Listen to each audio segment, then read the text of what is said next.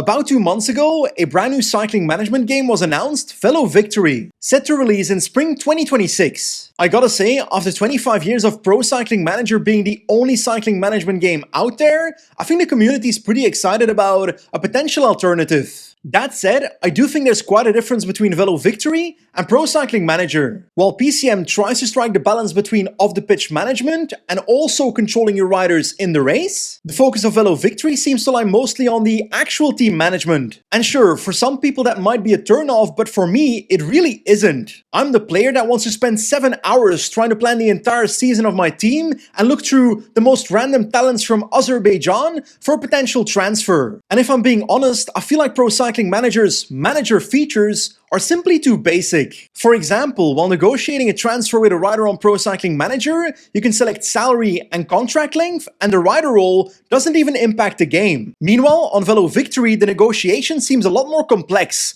Not just salaries and contract lengths, also win bonuses, buyout clauses, roles that actually matter. But of course, the trade-off is that in Pro Cycling Manager, you can experience each race in proper 3D graphics. I don't expect to see that in the first edition of Velo Victory. Anyway, today's video is not actually about comparing Pro Cycling Manager and Velo Victory. Today's video is about dissecting 5 brand new screenshots of Velo Victory, showing parts of the game we have not seen before. So yeah, it's time to begin. In our last video, we saw a screenshot of the scouting center. In that screenshot, we saw a reference to scouting facilities. Well, today I've got an update about this because I was given a brand new screenshot of a screen called facilities. On this page, we can see that the scouting facility is only one of 5 facilities within our cycling team. The other 4 facilities seem to be training center, R&D facility, commercial facility, and medical center. Now, it looks like every facility has a level from 0, which I assume means that you're not investing at all in this facility, to 5, the highest possible investment in a facility. And of course, I'm guessing that the more you invest in a facility,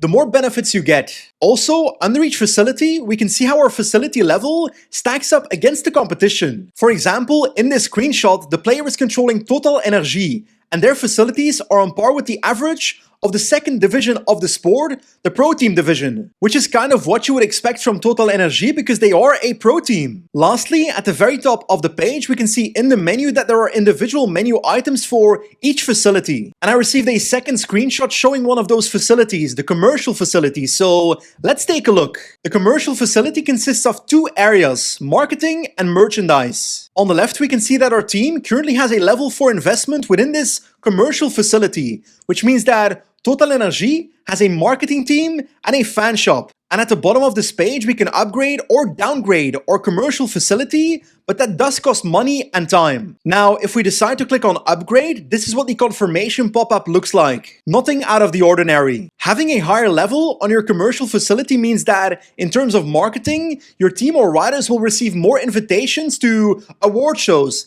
TV features, or commercial partnerships. I actually think we saw an example of that in our first video about Velo Victory, where one of the riders gets invited to a cycling awards gala and you have to choose whether you accept or reject it. And accepting that invite earns you some money but also fatigues your cyclist a little bit. Now, backtracking a little bit, in terms of merchandise, it is quite simple. A higher commercial facility level results in a higher income from merchandise. There also seems to be a star-based team reputation. If your team is very unpopular, you will earn less from merchandise, and of course, oppositely, if your team is popular, you will earn more from merchandise. To be honest, I think the facility system sounds pretty solid. It looks simple enough to be understandable for newer players while having enough complexity for the experienced players. Now, of course, the facilities, especially the commercial facility, will depend highly on how the finances work in the game, but we'll hear more about that in my next video about Velo Victory. Anyway, I've got 2 more screenshots for you. This is the team overview page, basically the page you see when you click on a team. On this page, we can see lots of information about a team,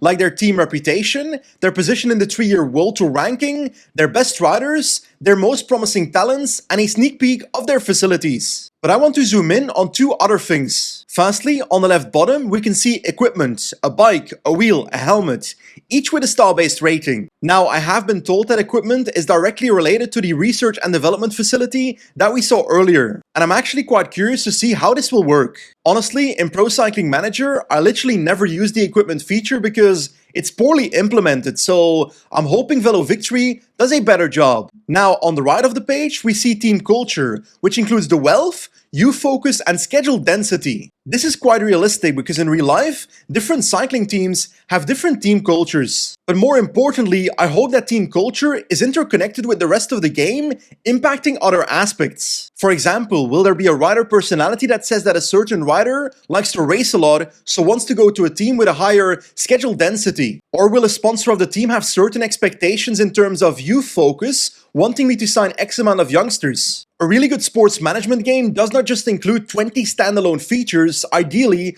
those features are interconnected, impacting each other, making your playthrough more realistic, complex, and immersive. Anyway, I've got one more screenshot for you, the team roster page, and as you'd expect, this shows all the riders on the team. For every rider, we can see their current ability, potential ability, role, reputation, morale, fitness, fatigue, and more. For me, the most intriguing part of this page is something tiny, the road captain role. Because well, in Pro Cycling Manager, it always felt pretty useless to sign all the riders because their stats usually fall off a cliff pretty quickly, and they're also more expensive. So I'm hoping that the road captain role, combined with rider personalities and personal attributes, can make all the riders more attractive on the transfer market. Like, I don't know about you, but seeing all these new screenshots, I'm actually quite excited about Velo Victory. The management features simply look better than Pro Cycling Manager, but we also have to stay realistic. Reality is, we've only seen the tip of the iceberg when it comes to Velo Victory, and let's be honest, we both know what happened to the Titanic. That is a terrible joke. On a serious note, there's many features we have not seen yet, like race planning, training, sponsorships, and we don't know what to expect from the in-race experience. But I do have one more surprise for you. Tomorrow I'm posting a long interview with the main developer behind the game, behind Velo Victory, so let's hope we learn a bit more about the game tomorrow. In the meanwhile, I want to know your opinion. What do you think about Velo Victory so far? Drop your takes in the comments. For now, as always, thanks for watching, and I'll see you next time. Goodbye!